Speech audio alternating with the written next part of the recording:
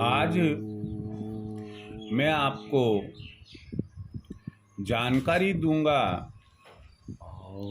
कि संयुक्तांकों या भाग्यांकों के स्वामी ग्रह कौन से होते हैं तथा संयुक्तांकों या भाग्यांकों या नियंत्रांकों या जिसे हम मूलांक भी कह सकते हैं, उनकी दिशाएं कौन कौन सी होती है।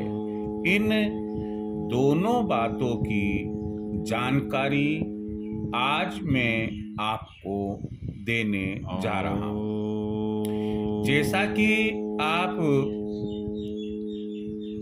सुन रहे हैं और समझ रहे हैं कि हम अंक ज्योतिष का अध्ययन कर रहे हैं, अंक ज्योतिष को समझ रहे हैं, तो उसी क्रम में यह मेरा लेक्चर आप लोगों के लिए है।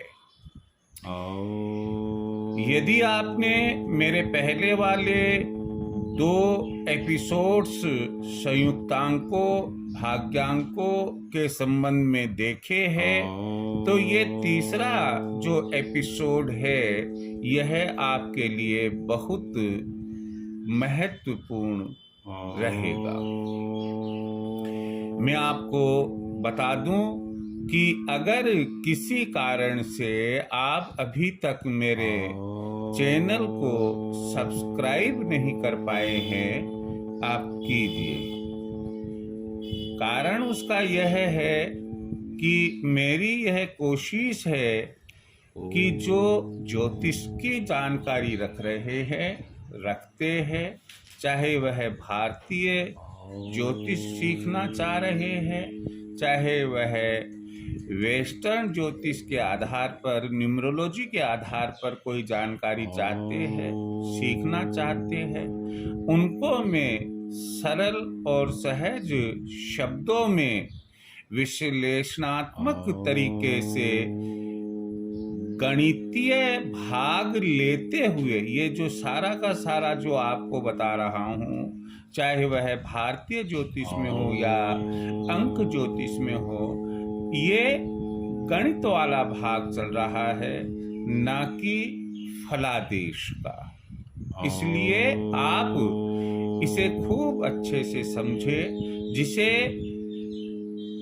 गणित का भाग आता है वही फलादेश भी सही दे पाता है, यह हमें मानकर ही चलना होगा।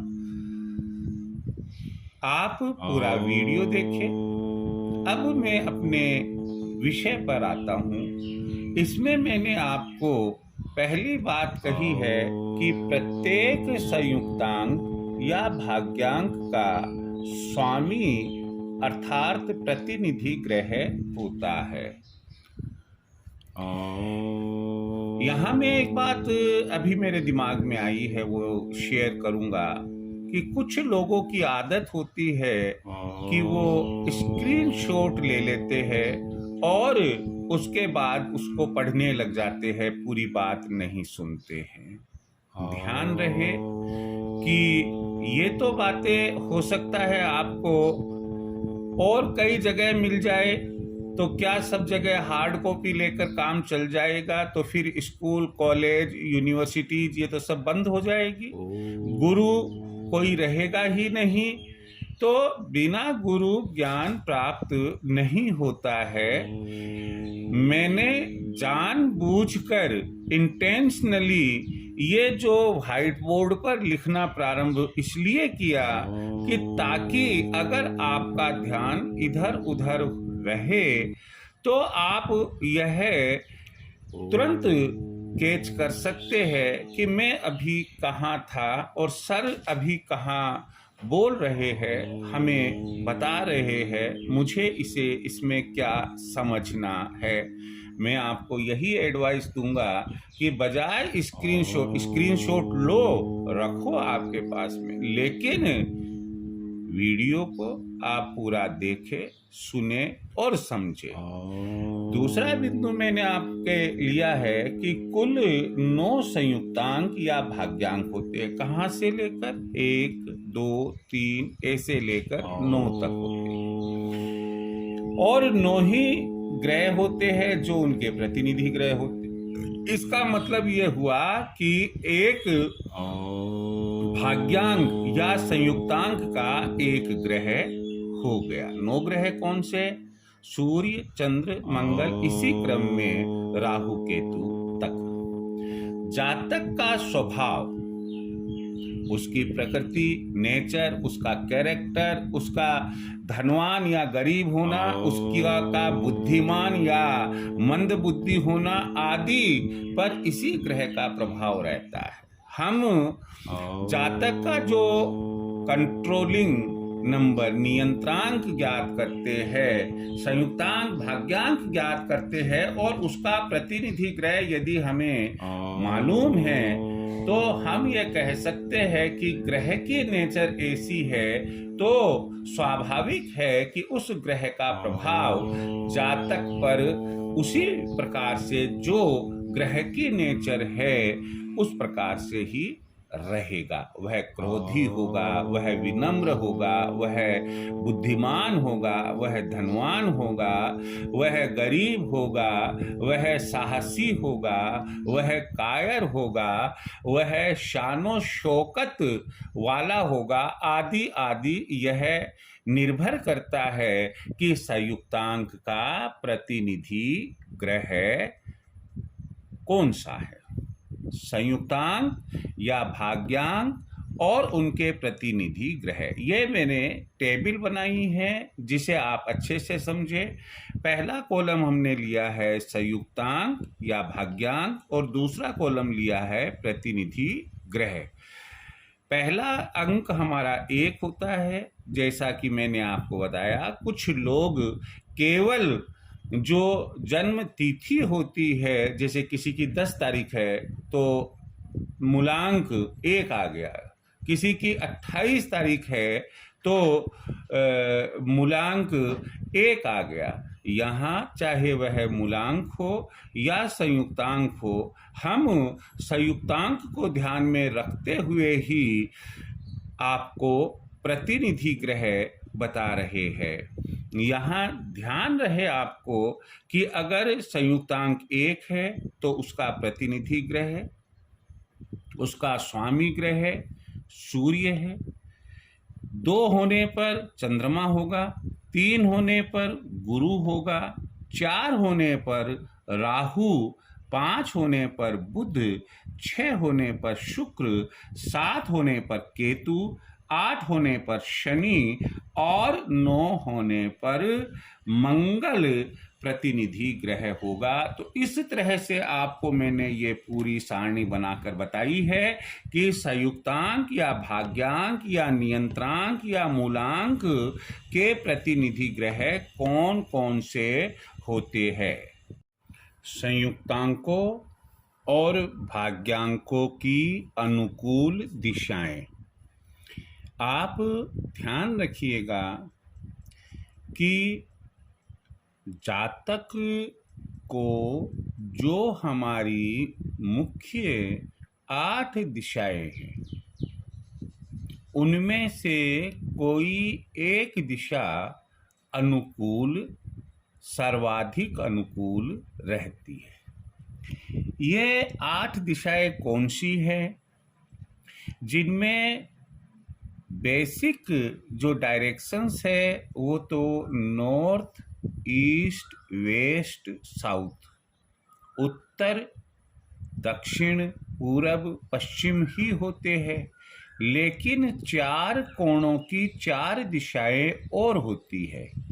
एक ईशान, दूसरी वायव्य, तीसरी नैऋत्य और चौथी आग्नेय।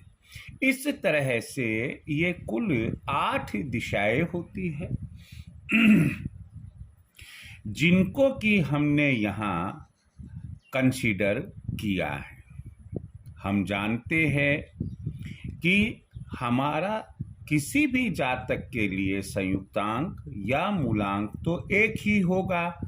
दिशाएं 8 है, तो किस संयुक्तांक, भाग्यांक या नियंत्रांक के लिए कौन सी दिशा अनुकूल रहेगी? ये अनुकूल दिशा से मतलब है कि वह जातक यदि उस दिशा में बैठकर काम करता है तो उसे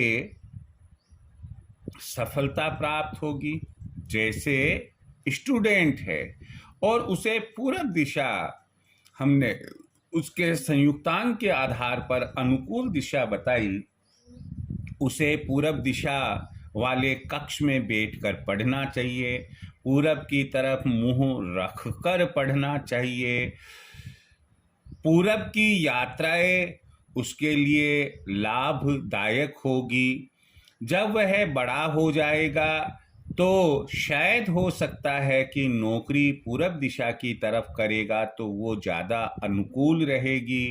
कार्य स्थल पर, यानी कि जो उसका वर्किंग प्लेस है, वहाँ पर यदि उसे जो रूम मिलता है वो पूरब दिशा का होगा, अनुकूल होगा। अगर वह अपना चेहरा, अपना मुख पूरब दिशा की तरफ रखकर कार्य स्थल पर काम करेगा तो शायद उसे सफलता अच्छी मिलेगी।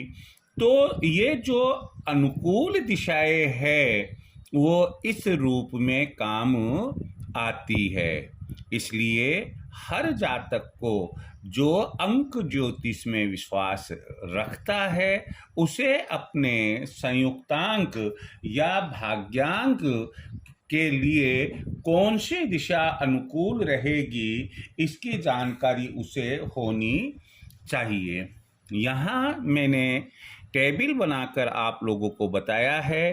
पहला कॉलम संयुक्तांक या भाग्यांक या मूलांक या नियंत्रांक का है, दूसरा है अनुकूल दिशा। 1 नंबर के लिए पूर्व यानी कि ईस्ट, 2 नंबर के लिए वायव्य कोण, वायव्य का मतलब होता है north west, north west, north west. फिर ईशान होता है, ये होता है नॉर्थ ईस्ट।